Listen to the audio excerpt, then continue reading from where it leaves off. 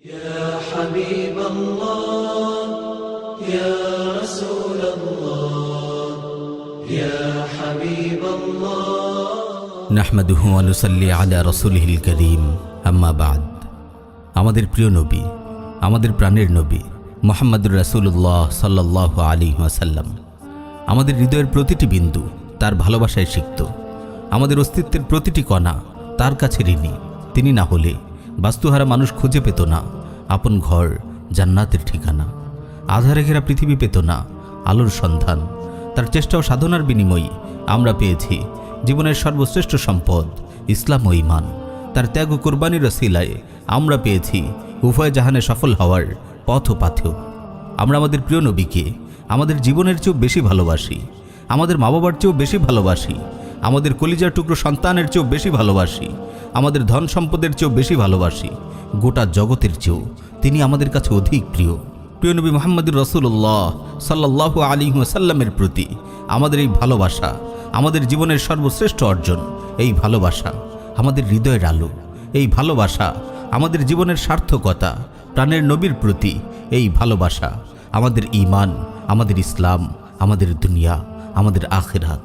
প্রিয় নবী সাল্লাল্লাহু আলাইহি ওয়াসাল্লাম ইরশাদ করেন, লা ইউমিনু আহাদুকুম হাত্তা আকুনা আহাব্বা ইলাইহি মিন ওয়ালিদিহি ওয়া ওয়ালাদিহি ওয়ান নাসি আজমাইন। তোমাদের কেউ ততক্ষণ পর্যন্ত মুমিন হতে পারবে না যতক্ষণ না আমি তার কাছে তার পিতার চেয়ে, তার সন্তানের চেয়ে, এমনকি সকল মানুষের চেয়ে অধিক প্রিয় হব। আমরা আমাদের প্রাণের নবীকে ভালো না বেশি কীভাবে থাকব? তিনিই তো প্রাণ ভরে আমাদের ভালোবেসেছেন, আমাদের জন্য নিজের সুখ শান্তি বিসর্জন দিয়েছেন, আমাদের জন্য তার জীবন যৌবন কোরবান করেছেন, কাফিরদের অবর্ণনীয় নির্যাতন নিপীড়নের শিকার হয়েছেন, পাথরে পাথরে রক্তাক্ত হয়েছেন, আমাদের জন্য নিজের মাতৃভূমি ছেড়ে হিজরত করেছেন, আমাদের জন্য লড়াই করেছেন। পুরো জীবন তিনি উম্মতের কল্যাণে ব্যয় করেছেন। উম্মত কিভাবে হেদায়েত পাবে, কিভাবে জাহান্নামের চিরস্থায়ী আযাব থেকে মুক্তি পাবে, এই ছিল তার সারা জীবনের ভাবনা। আমাদের প্রিয় নবী সাল্লাল্লাহু আলাইহি ওয়াসাল্লাম আমাদের এতটাই ভালোবাসতেন যে আমাদের দেখতেও চাইতেন।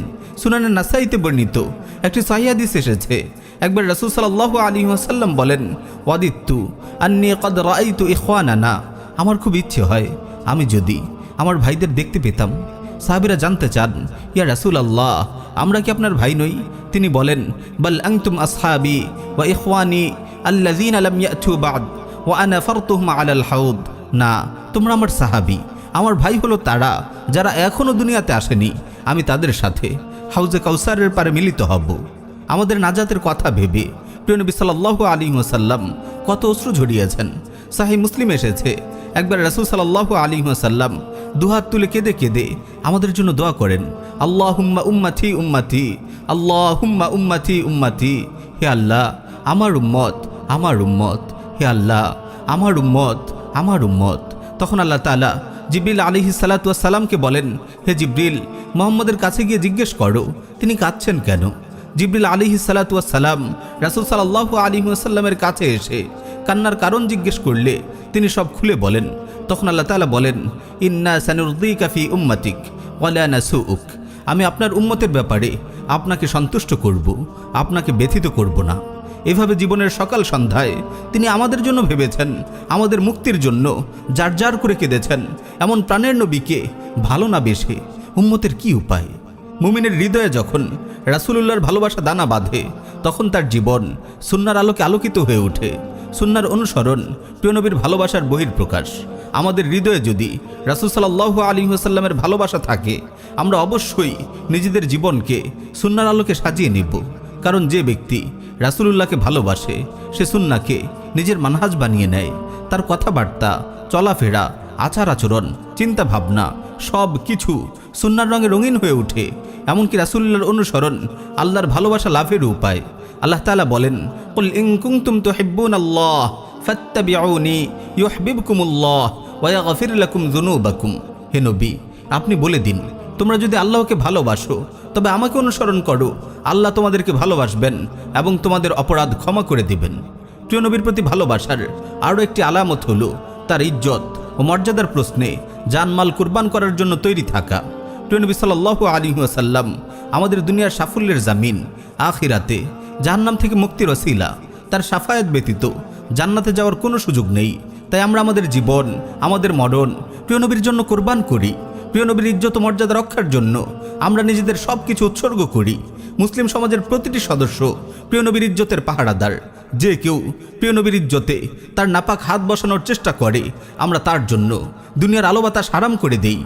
আমরা সুস্পষ্ট ভাষায় ঘোষণা করি, যেই নরাধম, যেই কুলাঙ্গার, যেই পাপিষ্ঠ প্রিয় নবীর শানে গোস্তাখি করে, সে নিজের জীবনের নিরাপত্তা নিজেই বিনষ্ট করে। পৃথিবীতে বেঁচে থাকার অধিকার থেকে সে বঞ্চিত হয়। যেই ভূমিতে প্রিয় নবী সাল্লাল্লাহু আলাইহি ওয়াসাল্লামের সঙ্গে বেয়াদবি করা হয়, সেই ভূমিতে আরামে নিঃশ্বাস নেয়াকে আমরা হারাম মনে করি। কোনো গোস্তাখে রাসূল পৃথিবীর আলো বাতাসে বিচরণ করতে পারে না। নবীপ্রেমিক উম্মাহ কুলাঙ্গার আবু রাফে, কাব বিন আশরাফ, আবদুল্লাহ বিন খাতালদের মতো শাতিম রাসূলদেরকে কখনোই ছাড় দেয়নি। পরিশেষে দোয়া করি, আল্লাহ তাআলা আমাদের সবার অন্তরকে রাসূলুল্লাহর মহব্বতে ভরে দিন। আমাদেরকে তার ইজ্জত মর্যাদার হেফাজতের তৌফিক দিন। হাউজে কাউসারে যেদিন আমরা প্রিয় নবীর মুখোমুখি হব, সেদিন যেন আমাদেরকে তার সামনে লজ্জিত হতে না হয়। আমিন ইয়া রাব্বাল আলামিন।